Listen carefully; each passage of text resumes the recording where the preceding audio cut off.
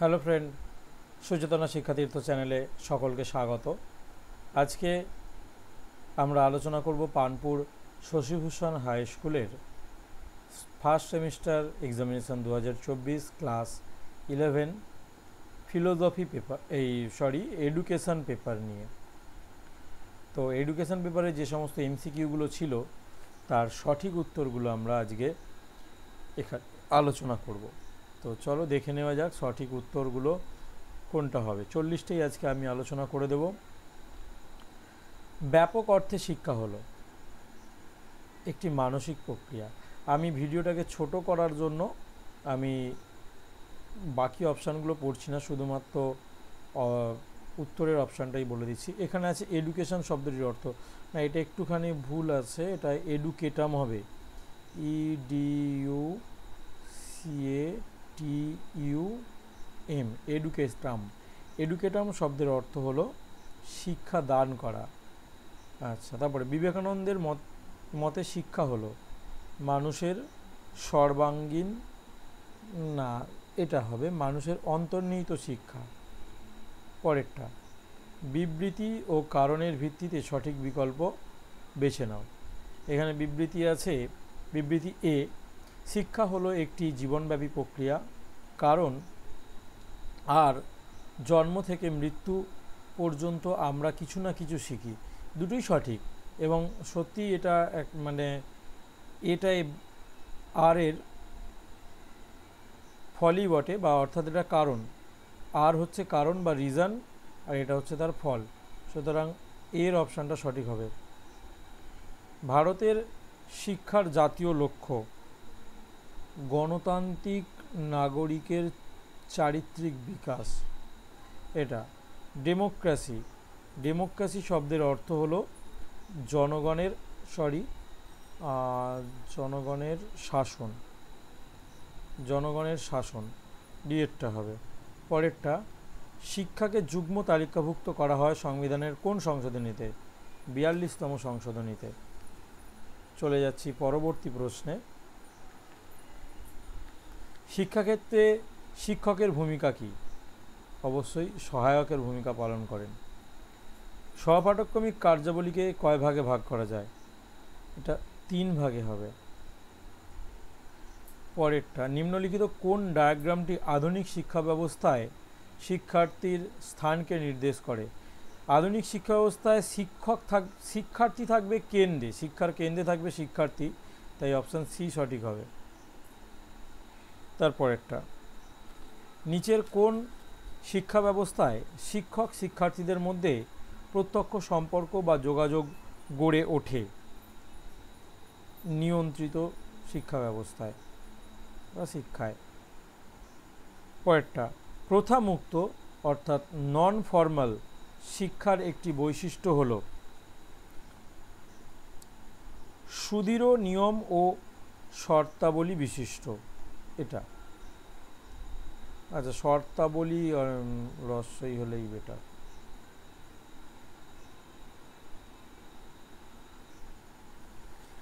পরেরটা, সত্য মিথ্যার সঠিক বিকল্পটি বেছে নাও। নিয়ন্ত্রিত শিক্ষায় কঠোর শৃঙ্খলা দেখা যায়। বিবৃতি 2, নিয়ন্ত্রিত শিক্ষায় প্রতিটি স্তরের পাঠ্যক্রম নির্দিষ্ট। বিকল্প সমূহের মধ্যে সঠিকটি বাছতে হবে।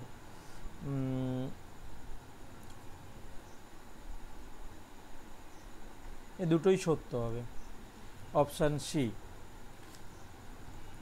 চলে যাচ্ছি পরেরটায়। আচ্ছা, এখানে একটুখানি আমি মিলিয়ে দেখিয়েই দিই। রবীন্দ্র মুক্ত বিদ্যালয়, এটা খুব সম্ভবত, হ্যাঁ এইটা হবে। আর রাষ্ট্রীয় মুক্ত বিদ্যালয়, এটা হবে 1989। তাই দেখো, একেরটা 4 আর 2এরটা 1, একেরটা 4 2এরটা 1, এটাতেও আছে এটাতেও আছে, অপশান এতেও আছে অপশান বি এতেও আছে। 3এরটা দেখি, 3এরটা ইন্দিরা মুক্ত বিদ্যালয়, এটা হবে 1889। এই সরি 1989, হ্যাঁ, তো এ অপশানটা সঠিক হবে। পরেরটা, ইকো ক্লাব হলো একটি পরিবেশ বিষয়ক সংস্থা। পরেরটা, IGNOU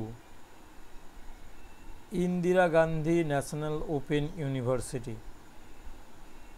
কেস স্টাডি করে সঠিক বিকল্প বেছে নাও।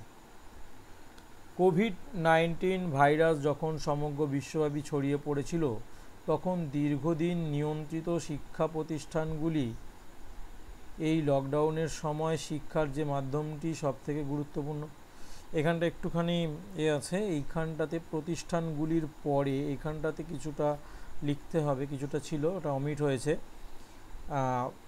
প্রতিষ্ঠানগুলি বন্ধ ছিল, কমা বন্ধ ছিল, কমা দিয়ে মানুষ ঘরের বাইরে বের হতে পারত না, মানুষ ঘরের বাইরে বের হতে পারত না,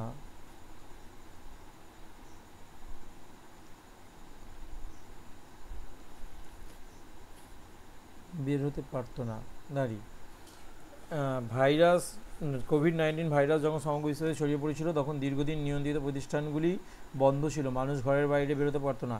এই লকডাউনের সময় শিক্ষার যে মাধ্যমটি সবথেকে গুরুত্বপূর্ণ ভূমিকা পালন করেছে সেটা হচ্ছে ইন্টারনেট।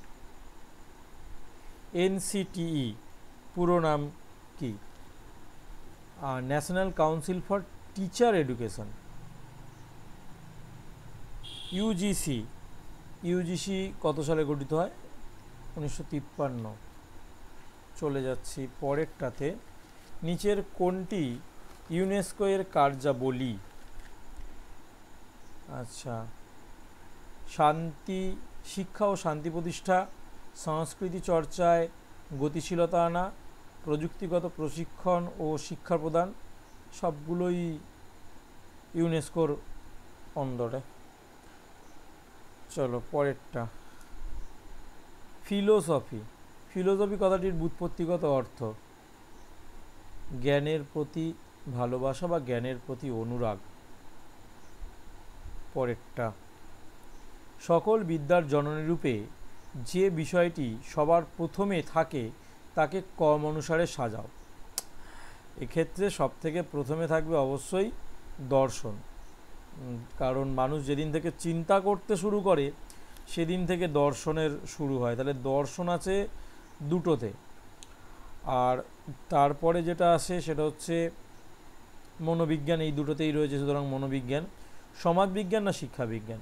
অবশ্যই আগে সমাজবিজ্ঞান তারপরে শিক্ষাবিজ্ঞান, আগে সমাজ তারপরে শিক্ষা। তারপরে দর্শন ও শিক্ষা হলো একই মুদ্রার দুটি দিক, মন্তব্যটি করেন রস। অষ্টাঙ্গিক মার্গ, 8-fold পাথ, অর্থাৎ যেটা বৌদ্ধ ধর্মের মুক্তি লাভের পথ, তাই এটা বৌদ্ধ দর্শন হবে। ন্যায় দর্শনের প্রবক্তা মহর্ষি গৌতম। নাস্তিক বলতে বোঝায় যারা বেদে বিশ্বাস করে না, অর্থাৎ বেদ বিরোধী, যে সমস্ত দর্শন বেদ বিরোধী। সমাজ শিশুকে কলুষিত করে, প্রকৃতিবাদ।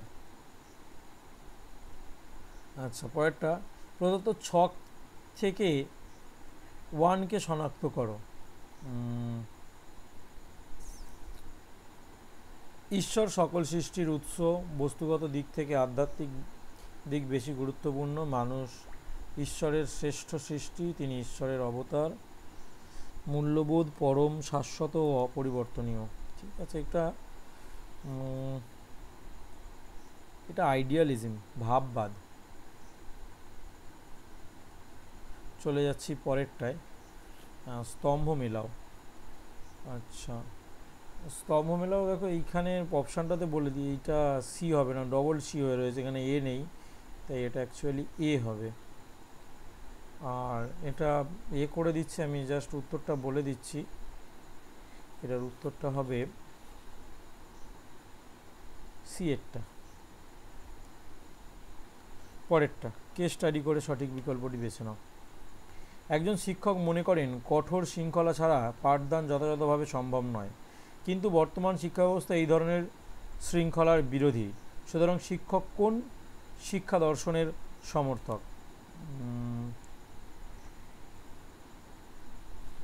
এটা ভাববাদ।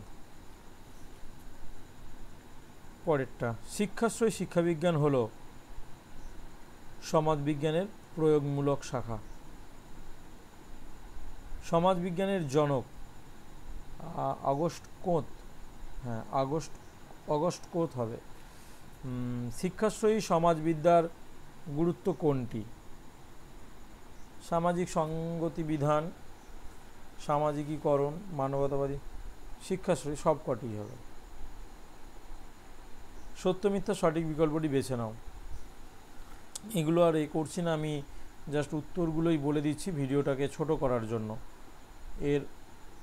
এই বিকল্পটা সঠিক হবে। তোমরা একটু কোয়েশ্চেন পেপারটা ভালো করে দেখে নেবে।